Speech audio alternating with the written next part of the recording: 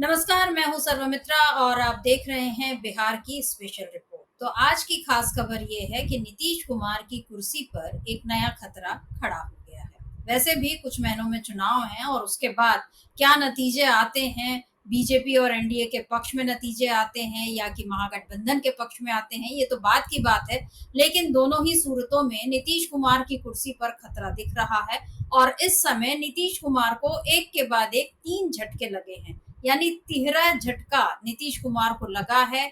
एक झटका उनको मिला है जीविका दीदी से, जो कि महिला वोट बैंक का एक बड़ा आधार नीतीश कुमार का माना जाता है। और जीविका दीदी कार्यक्रम में, कल एक कार्यक्रम में नीतीश कुमार पर जीविका दीदियां जो हैं वो नाराज हो गई और उन्होंने काफी अपनी नाराजगी खुलकर दिखाई।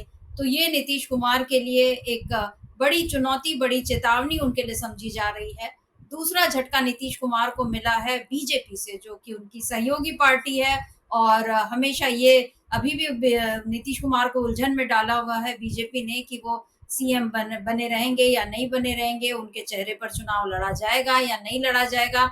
बहुत सारी उलझने हैं, लेकिन एक नई उलझन बीजेपी ने ये खड़ी कर दी है कि पूर्व उप मुख्यमंत्री दिवंगत सुशील कुमार मोदी, उनकी पत्नी, अब उन्होंने इच्छा जाहिर की है कि अगर पार्टी चाहेगी तो वो भी चुनावी मैदान में उतर सकती हैं, सक्रिय राजनीति में आ सकती हैं। और बीजेपी ऐसा चाह भी रही है, ऐसा माना जा रहा है। तो अगर सुशील कुमार मोदी की पत्नी अगर बीजेपी की तरफ से चुनाव में उतरती हैं, तो नीतीश कुमार के लिए किस तरह की चुनौती खड़ी होगी, ये देखना होगा। और नीतीश कुमार को तीसरा और माना जा सकता है कि सबसे बड़ा झटका मिल रहा है राहुल गांधी से। कल राहुल गांधी पहुंच रहे हैं बिहार, 15 तारीख है और कल राहुल गांधी बिहार में शुरू करने वाले हैं न्याय शिक्षा संवाद यात्रा। न्याय शिक्षा संवाद यात्रा जो है, ये इसके बारे में पहले भी हमने चर्चा की है। कल कन्हैया कुमार ने इस बारे में एक प्रेस कॉन्फ्रेंस में विस्तार से बताया। और इस न्याय शिक्षा संवाद यात्रा में राहुल गांधी अलग अलग छात्रों से उनसे मिलेंगे और उनको बताएंगे कि उनकी मुश्किलें सुनेंगे और बताएंगे कि वो क्या कुछ कर सकते हैं, क्योंकि आप जानते हैं बिहार में किस तरह छात्रों को बार बार पिछले कुछ समय में प्रताड़ित होना पड़ा है। जनवरी का दृश्य हम नहीं भूले हैं, जब बीपीएससी के अभ्यर्थी मांग कर रहे थे कि फिर से पेपर कराया जाए, तो किस तरह भरी ठंड में उन पर लाठियां बरसाई गई, पानी की बौछार की गई और कितने वक्त तक बीपीएससी अभ्यर्थी जो है अपनी मांग को लेकर धरने पर बैठे रहे। तो नीतीश कुमार ने उनका कोई समाधान नहीं निकाला और ये मामला न्यायालय तक गया। तो अब ये दिख रहा है कि कांग्रेस अब छात्रों के साथ हुए अन्याय के मुद्दे को चुनाव में ले आ रही है और ये नीतीश कुमार के लिए एक बड़ा झटका होगा। कल से जब राहुल गांधी इस यात्रा का आगाज करेंगे, तो उसके बाद जो माहौल बदलने वाला है बिहार में, उसका अनुमान लगाया जा सकता है। क्योंकि कन्हैया कुमार ने बताया है कि राहुल गांधी के अलावा, राहुल गांधी तो एक जगह यात्रा की शुरुआत करेंगे, लेकिन उसके साथ साथ अलग अलग 60 जगहों पर कम से कम बिहार में नेता जो है कांग्रेस के देश भर से वो पहुंच रहे हैं और वो छात्रों से बात करेंगे। और छात्र भी कौन से, एससी एसटी तबके के, ओबीसी के और अल्पसंख्यक वर्ग के, ये सारे समुदायों को कल कांग्रेस के नेता जो है संबोधित करने वाले हैं। और कल से इसकी शुरुआत हो रही है इस यात्रा की। और ये यात्रा कब तक चलेगी इसके बारे में अभी कुछ तय नहीं है, हो सकता है काफी लंबी चले या चुनाव तक इसको पूरी यात्रा को खींचा जाए। तो ये सब कांग्रेस की एक बड़ी प्लानिंग इसमें सामने आ गई है। और यहाँ नीतीश कुमार को तीसरा, और जो मैं कह रही हूँ कि सबसे बड़ा झटका मिल सकता है, क्योंकि जब युवा शक्ति किसी राजनीतिक दल के साथ खड़ी होती है तो बदलाव हो जाते हैं। और बिहार तो इस बात को बहुत अच्छे से जानता है कि किस तरह से छात्र शक्ति का सहारा लेकर कैसे तब की मजबूत कांग्रेस को परास्त किया गया था। तो अब तो इसी तरह बीजेपी काफी मजबूत है और नीतीश कुमार 20 सालों से 19 सालों से सत्ता में है, लेकिन जब उनके खिलाफ युवा तबका खड़ा हो जाएगा तो कैसे नीतीश कुमार अपनी कुर्सी बचा पाएंगे, ये देखने वाली बात है। तो कल की जो प्रेस कॉन्फ्रेंस थी कन्हैया कुमार की, और जो 15 तारीख से यात्रा शुरू होने वाली है, क्या कुछ कहा है कन्हैया कुमार ने, एक बार उसको सुन लेते हैं। कि कांग्रेस पार्टी आगामी 15 तारीख से पूरे बिहार में न्याय संवाद की श्रृंखला शुरू करनी जा रही है। और यह जो न्याय संवाद की श्रृंखला है, इसमें हमारा सबसे पहला विषय जो है वो शिक्षा का सवाल है। इसी तरह से नौकरी का सवाल, भागीदारी का सवाल और समाज के जो अलग अलग सेक्शन के लोग हैं उनके बीच में कांग्रेस पार्टी जाएगी, उनके साथ संवाद करेगी, उनके दुख तकलीफ को सुनेगी और उसी के आधार पर हम न्याय पत्र तैयार करेंगे और उस न्याय पत्र के आधार पर आने वाले दिनों में चाहे चुनाव हो, हमारी सरकार बने या किसी और की भी सरकार बने, उन न्याय को लागू करने के लिए कांग्रेस पार्टी प्रतिबद्ध है। इसी सोच के साथ, इसी संकल्प के साथ आगामी 15 तारीख को नेता प्रतिपक्ष श्री राहुल गांधी जी बिहार आ रहे हैं।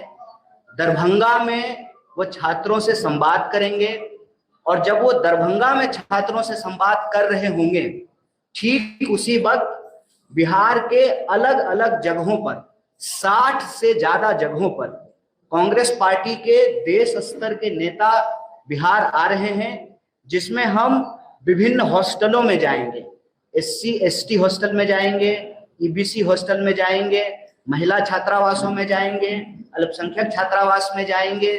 साथ ही साथ जहां पर हॉस्टल नहीं है वहां पर टाउन हॉल के अंदर विद्यार्थियों को इकट्ठा करके बिहार के अंदर जो शिक्षा की हालत है उस पर चर्चा करेंगे, संवाद करेंगे।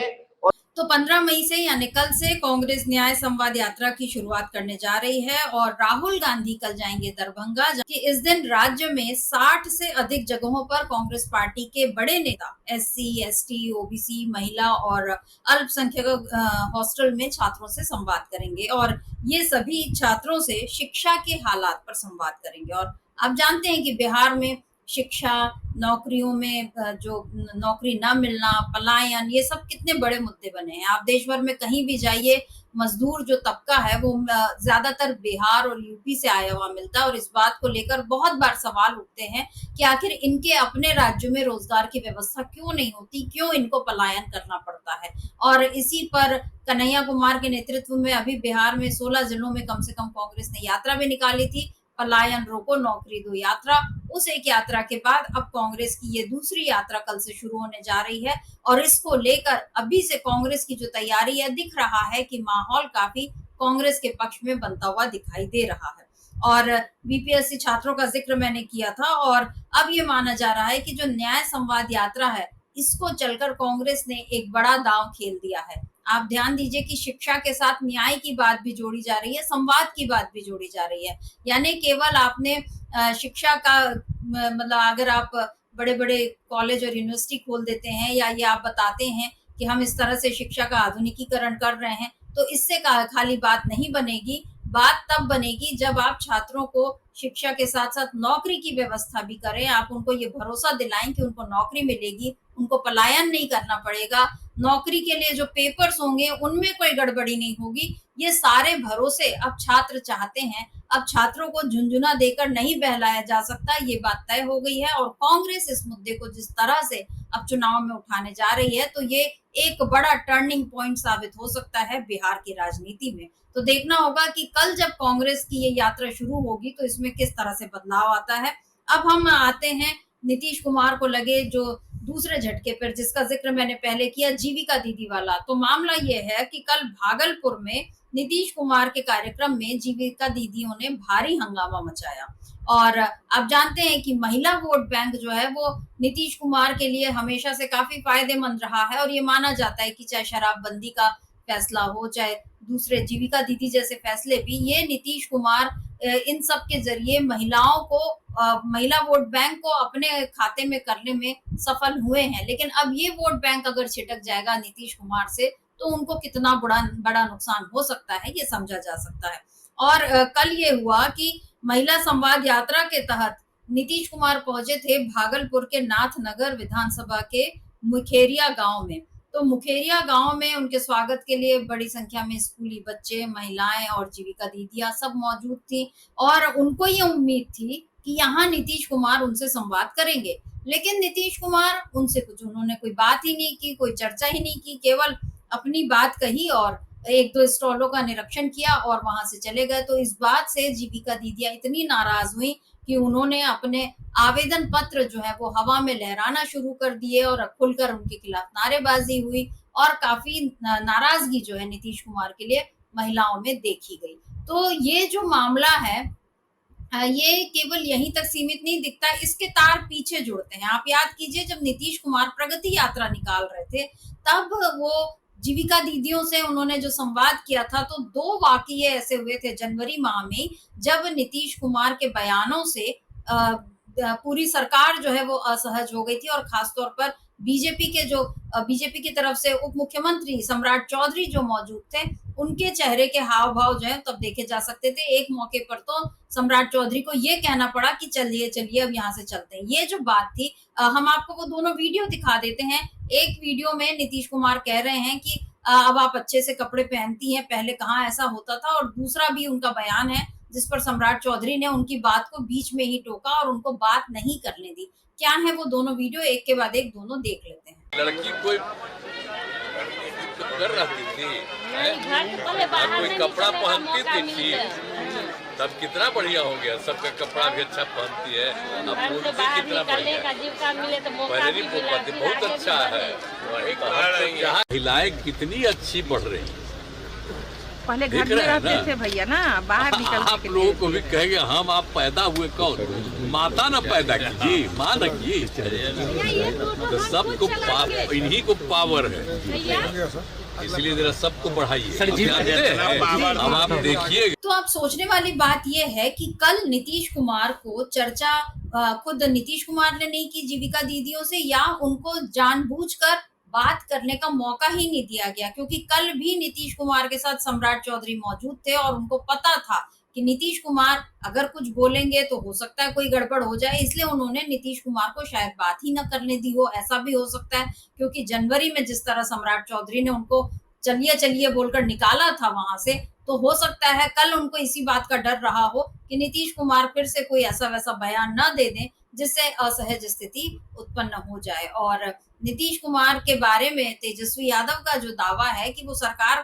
खुद नहीं चला रहे, वो केवल चेहरा है, चला कोई और रहा है, ये दावा एक बार फिर सही साबित होता हुआ दिखाई दे रहा है, क्योंकि नीतीश कुमार अच्छे से जानते होंगे, वो बड़े राजनेता हैं, 20 सालों से सत्ता संभाल रहे हैं, तो उनको पता है कि लोग उनसे क्या चाहते हैं। और जब वहां महिलाएं आई थी कल के कार्यक्रम में और वो सब बात करना चाह रही थी नीतीश कुमार से, लेकिन उसके बाद नीतीश कुमार वहां से बिना बात किए निकल गए और हंगामा हो रहा है, आवेदन पत्र हवा में लहराए जा रहे हैं, ये सब जब कुछ हो रहा है तो क्या नीतीश कुमार को खबर नहीं हुई होगी? लेकिन फिर भी नीतीश कुमार वहां बात करने नहीं लौट पाए, तो ये एक बड़ी मजबूरी जो है नीतीश कुमार की यहाँ पर सामने आ गई और माना जा सकता है कि कल नीतीश कुमार को एक और झटका लगा है। और अब बात करते हैं आखिरी झटके की, जो लग रहा है फिर से बीजेपी से ही।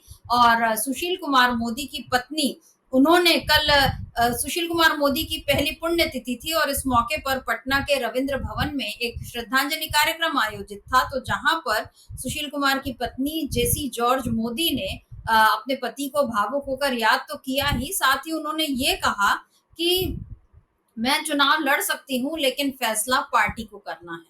और उनका कल के कार्यक्रम में ये बयान देना, इसके सियासी मायने निकाले जा रहे हैं। ये कोई ऐसा ही बयान नहीं है जो अनायास दे दिया गया हो या अपने पति को याद करते करते उन्होंने अचानक ये इच्छा जतला दी हो कि मैं सार्वजनिक जीवन में आना चाहती हूँ या मैं चुनाव लड़ना चाहती हूँ।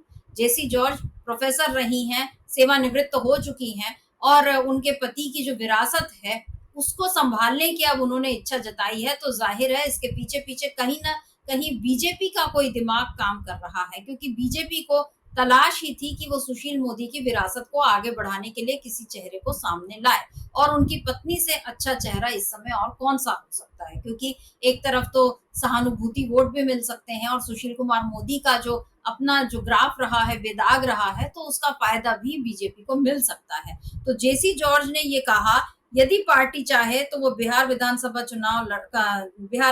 का चुनाव लड़ने को तैयार हैं। उन्होंने कहा कि मैं चुनाव लड़ सकती हूँ लेकिन ये फैसला भारतीय जनता पार्टी को करना है, पार्टी जो तय करेगी मैं उसका सम्मान करूंगी। तो जेसी जॉर्ज ने यहाँ पर अपनी स्थिति क्लियर कर दी है कि पार्टी जैसा कहेगी मैं वो करूंगी, और नजर तो ऐसा ही आ रहा है कि पार्टी जरूर जेसी जॉर्ज मोदी को चुनाव लड़वा सकती है, क्योंकि उसको भी नीतीश कुमार के सामने एक नया चेहरा, बिहार में एक नया चेहरा उसको देने की जरूरत है, और जिसमें वो ये बता सकती है कि कैसे वो महिलाओं को आगे कर रही है, कैसे वो अपने एक दिवंगत नेता के परिवार को सम्मान दे रही है, कैसे वो सिंपैथी कार्ड चल रही है, ये सारी रणनीति बीजेपी ने तैयार कर ली है। इसमें बीजेपी को हो सकता है चुनावी फायदा हो, लेकिन नीतीश कुमार को इसमें बड़ा नुकसान हो सकता है। नीतीश कुमार को नुकसान जीविका दीदियों के नाराज होने से हो सकता है, और नीतीश कुमार को सबसे बड़ा नुकसान हो सकता है राहुल गांधी के कल पटना पहुंचने से। कल ये जो न्याय शिक्षा संवाद यात्रा शुरू करने जा रहे हैं राहुल गांधी, और उसके बाद पूरे बिहार में जब छात्र एक नए तरीके से खड़े हो जाएंगे कांग्रेस के साथ, तो उसमें किस तरह नीतीश कुमार और एनडीए सामना करेंगे इस छात्र शक्ति का, ये देखना होगा। तो आज के लिए बस इतना ही। आज के इस कार्यक्रम को यहीं समाप्त करते हैं। नमस्कार, मैं सरवण।